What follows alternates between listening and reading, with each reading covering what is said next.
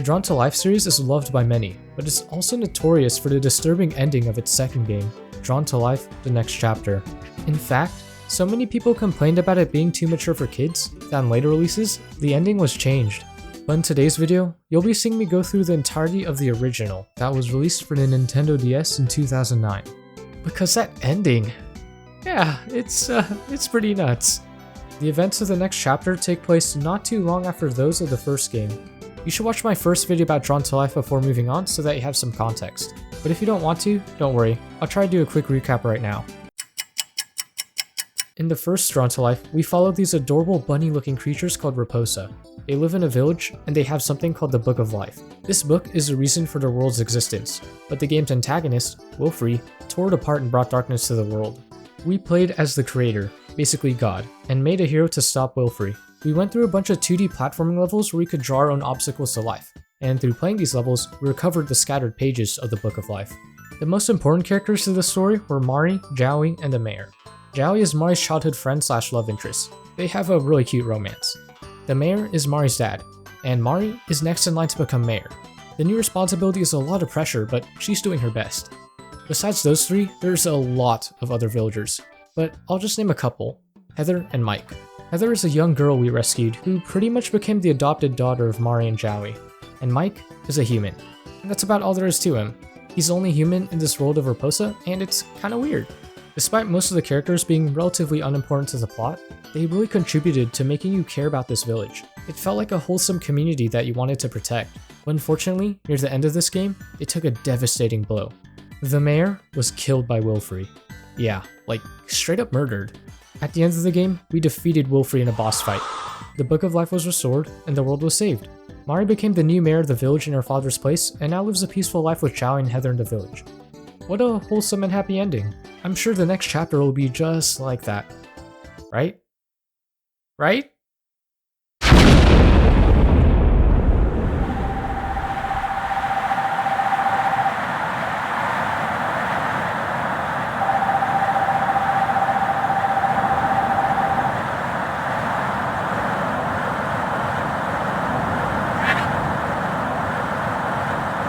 Well, this is an ominous opening. We're asked, what do you remember about that day? And our answers from a prompt that we have to draw. And I ended up making something a bit terrifying.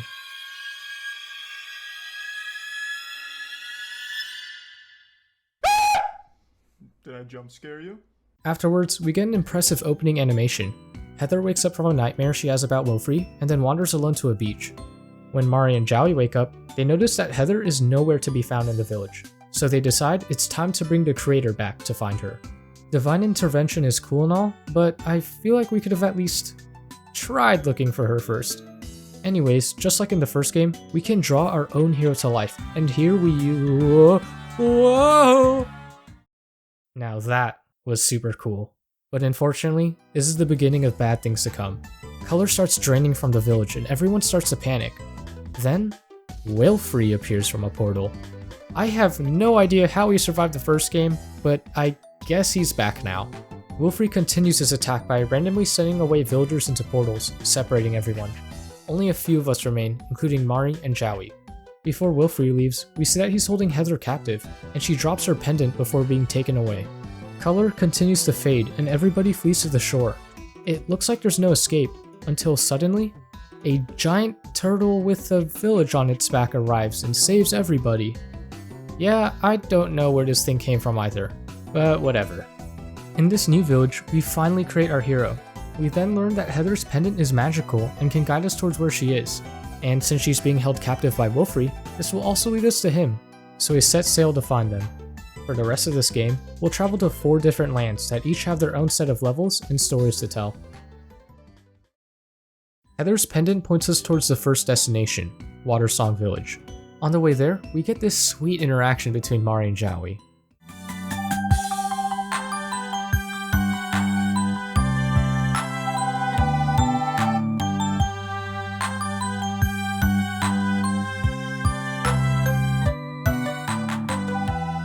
I love these two so much.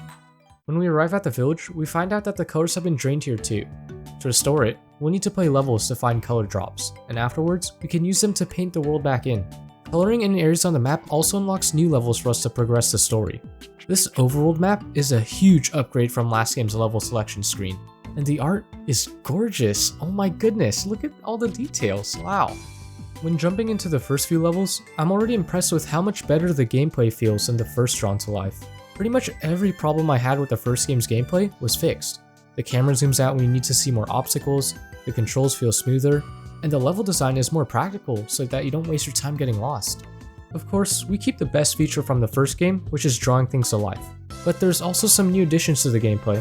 We now have 3 different weapons we can cycle through: a melee weapon, a shooter weapon, and a slinger weapon.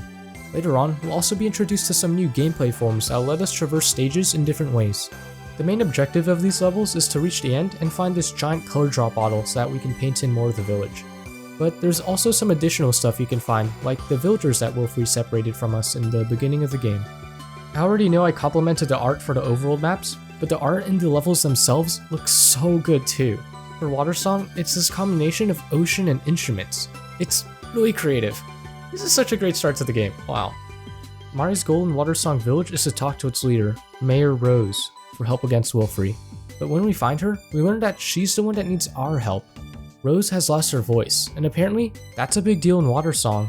Turns out the leader of this village is determined by who can sing the best. But now that Rose has lost her voice, the village is in shambles.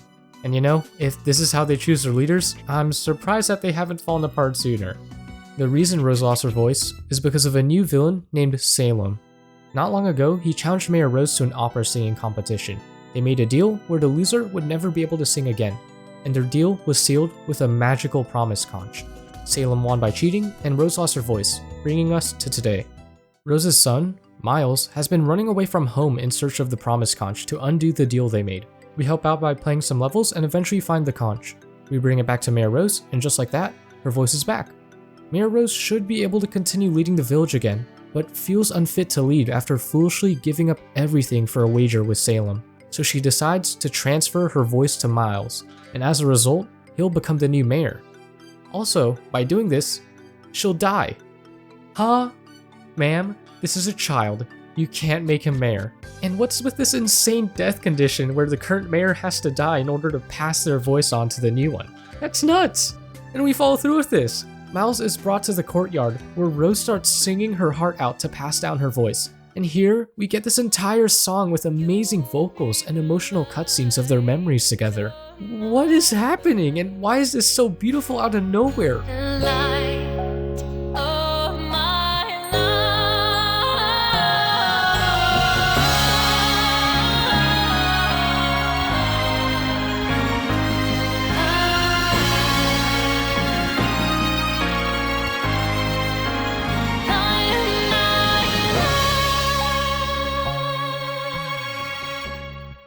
At the end of the song, the voice mysteriously returns to Rose and she lives.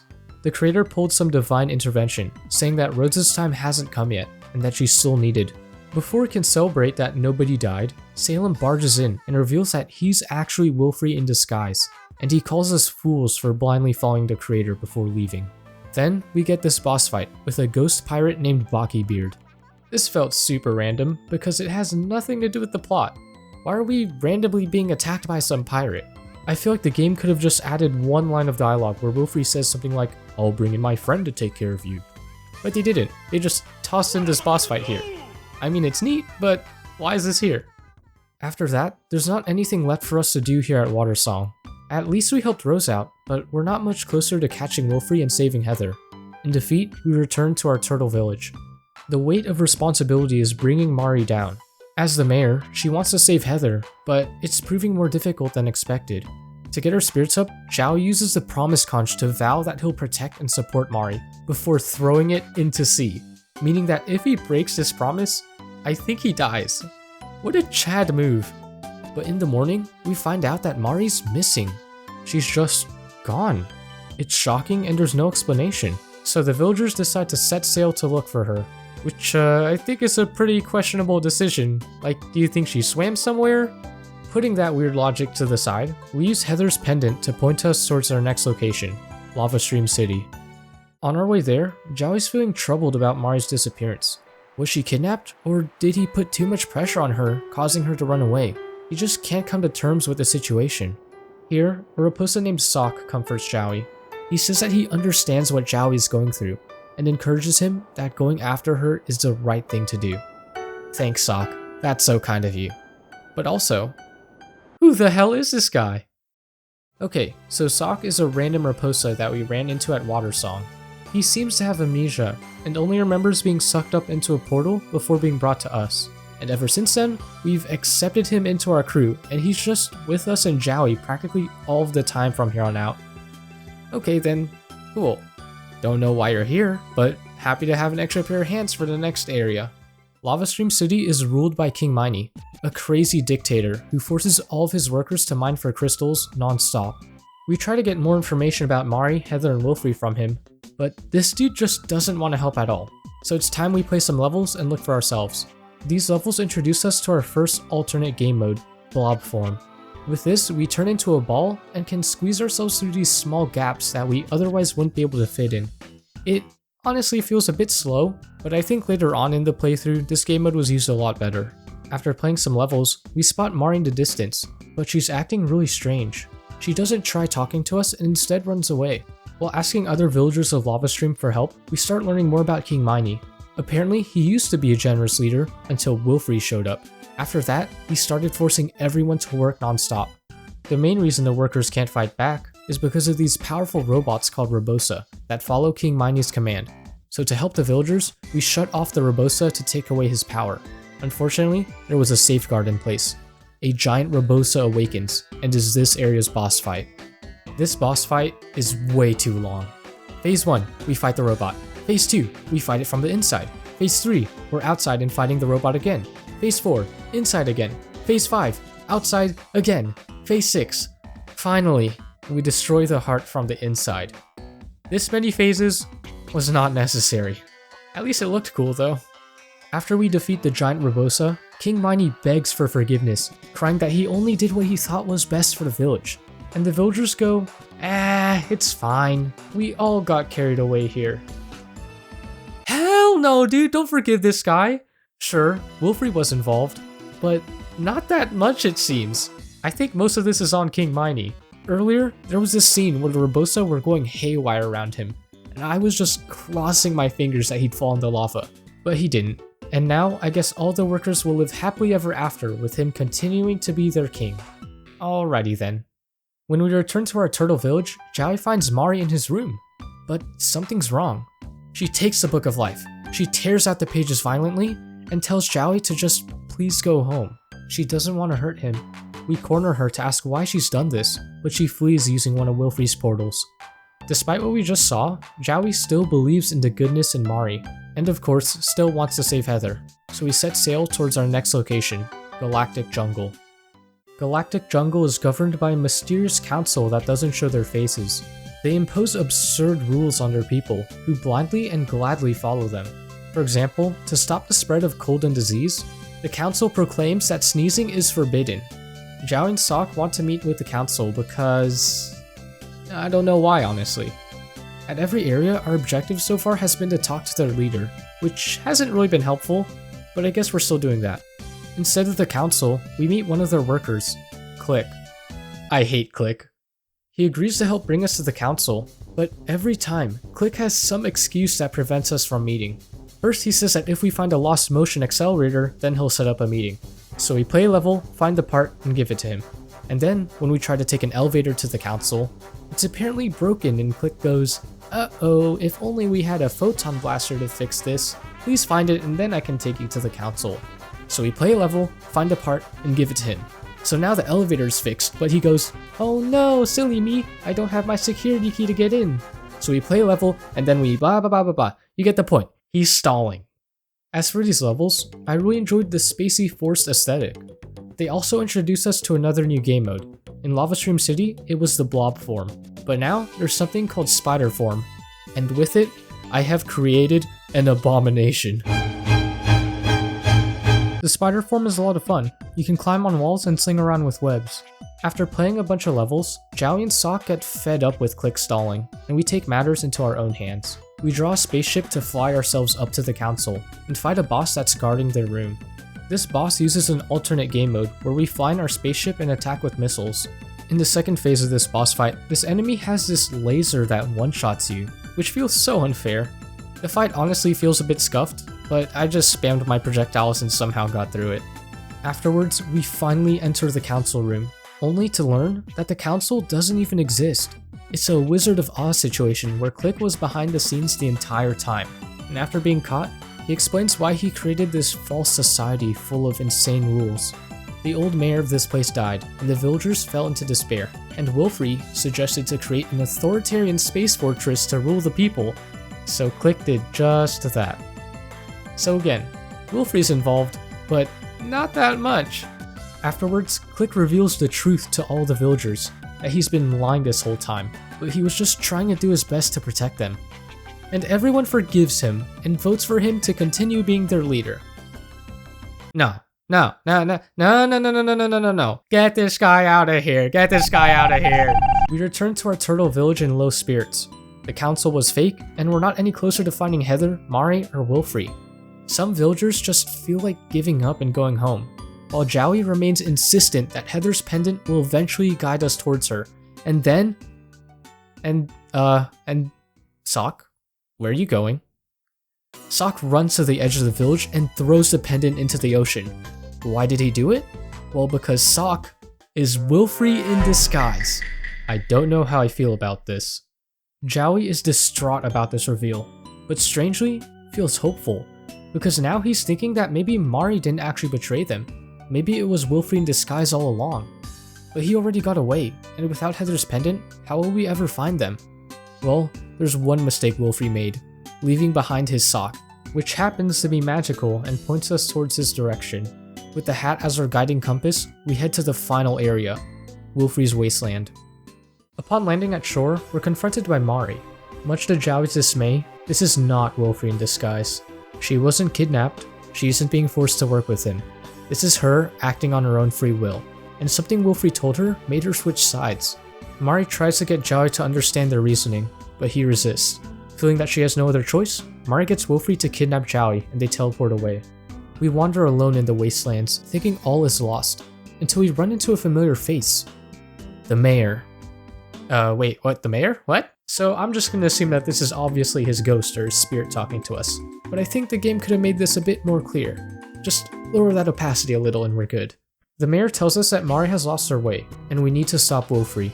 To unlock his castle and face him, we have to play levels in this area that represent the previous villages we've been to, Watersong, Lavastream, and Galactic Jungle. These levels are a nice callback and a great use of our skills, utilizing all the new game modes in creative ways where you'll have to quickly switch between them to get past certain areas. Eventually, we beat enough levels to unlock Wilfre's castle and confront him. By now, Wilfre and Mari have explained everything to Jowie, and he's shocked by the truth. For some reason, if we restore all of the color, the world will be destroyed. But despite knowing this, Jowie still refuses to work with Wilfre and continues to support the creator in bringing back the color. He's able to convince Mari to rejoin our side. For some reason, this isn't about saving their own world anymore. It's about doing the right thing. Now, let's finally battle Wilfre. When we first encounter him, he attacks with these insane rainbow beams. This is actually an impossible fight to win, and Wilfre taunts us after defeating us. Before putting in the finishing blow, we cut to the Raposa all around the world that we saved, huddling together and making a prayer to give the creator strength. By the way, I know it's a bit late to mention this, but if you haven't picked up on it by now, this game has some heavy biblical symbolism where we the creator are literally God, and Wilfre is Satan and is defying our authority and our unknown plan. So yeah, that explains the very religious prayer here. Anyways, the creator answers their prayers and says, "Let there be color." Our hero is resurrected, and Wilfre powers up for our final fight. This is by far the best boss fight of the game, with awesome sprite work and engaging attacks. It feels like just the right difficulty, and it doesn't drag on for too long like the other boss fights. Eventually, we defeat Wilfre and finally save Heather. Despite it all being over, there's this strange feeling of uncertainty about what's going to happen next. Everybody returns to the village, and then the world starts to fade to white. All of the villagers disappear one by one. All of them except Mike, the only human in this world of Raposa. We revisit the dialogue from the beginning of the game, except now we see that it's been Heather answering these questions the whole time. We were near a forest, a dark monster. It all happened so fast. And then she cries. God, just bring back my little brother to me.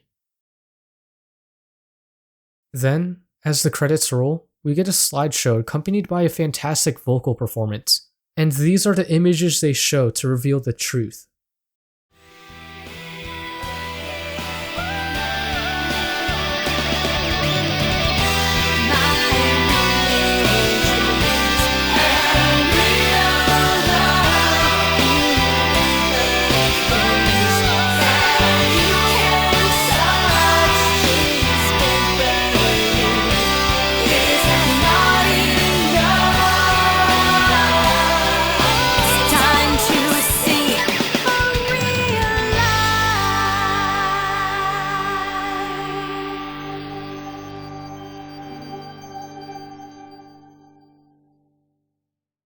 What the fuck? Create a place through shapes and shades, build a blinding stage with. So, nothing is real. Mari, Joey, the Raposa, everything. This was all in Mike's dream during a coma. In reality, him and his family got into a car crash, his parents died, and his sister, now revealed to be Heather, survived with the side of her face disfigured. Rated E for everyone, y'all. This ending recontextualizes some aspects of the game, like that scene in the beginning where we're asked about what we remember from that night. That's a police officer asking Heather about the car crash. And this whole time, Wilfre isn't just taking color from the world. He's either keeping Mike in this coma, or killing him so that the Raposa can continue to live in his mind. But we did color in the world, reviving Mike, but ending the dream. Mike was literally drawn to life. This ending is pretty nuts, especially for a kid's game. I do like it, but feel like there could have been a little bit more build-up or foreshadowing to support this crazy conclusion. Despite having such a major role in the end, Mike was a bystander throughout this game. I don't think I even mentioned him once since introducing him because he literally did nothing. And I actually don't mind this as much as I thought I would. On one hand, they could have incorporated him into the story to make us care about him more, but on the other hand, maybe it's intentional that he's unimportant so that we're making a selfless sacrifice to save this child we don't know. I don't know, I'm conflicted. I do wish though, that we at least got some interaction between Heather and Mike to elude their real life connection.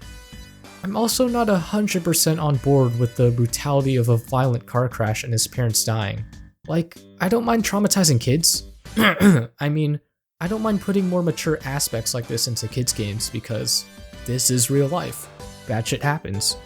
But I'm having trouble finding any thought out purpose or intention behind executing such a tragic twist. If you're gonna do such a bold ending like this, I think there should at least be some thematic build-up leading up to it.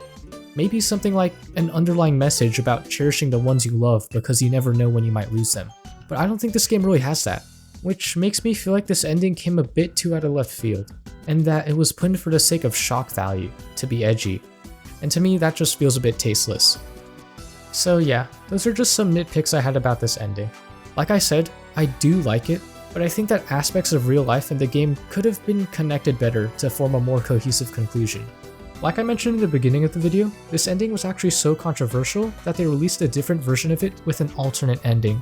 Everything in the game is the same except for the final sequence of images. Instead of the car crash happening, we see Mike and Heather playing in a field, Mike climbs up a tree, falls off, gets knocked out for a bit, and then Heather wakes him up. I do like the original one better. This one just feels a bit lackluster and lazy, like a cheap cop-out. And some of the stuff that happened in the game now doesn't make sense anymore, like the questions in the beginning and the side of Heather's face.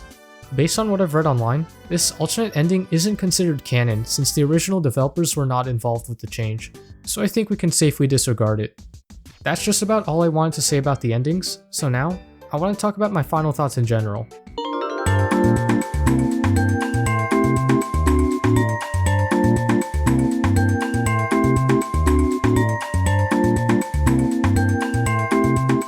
First off, the story. It's good. Everyone works together to defeat the big bad Wilfre and restore color to the world. Simple enough. I'm still a bit bugged that Miney and Click got off the hook so easily, but that just might be a me thing. It was cool that this story had a much more serious tone than the previous game, though I do miss the lighthearted charm the first one had. Stuff like how satisfying it felt bringing so many villagers together and helping them get back on their feet, and the heartwarming scenes between Joey and Mari. This game had a few of those, but mostly just in the beginning. Now for the gameplay. I've already mentioned this. A huge improvement from the first game, and I'm impressed with how much better it is. And the music is fantastic, and the songs with vocals stood out to me. I recommend you check them out after this video and read the lyrics because they work really well with the story. Lastly, the art. S tier. Magnificent. So much care was put into these environments, and if you look online, you'll find high-resolution images of this game's art with all the amazing little details. Ultimately, Drawn to Life: The Next Chapter is a great game that I think exceeds the first, and its conclusion has a shocking, disturbing twist that you'll remember. I am aware that there's a different version of Drawn to Life: The Next Chapter for the Wii, and that there's a newer Drawn to Life game released in 2020. But those were created by different game studios than the first two, and I haven't really heard great things about them. So I think I'm satisfied with ending the series strong with just the DS games. Thank you so much for watching the video. Please like and subscribe if you haven't already, and I'll see you in the next one.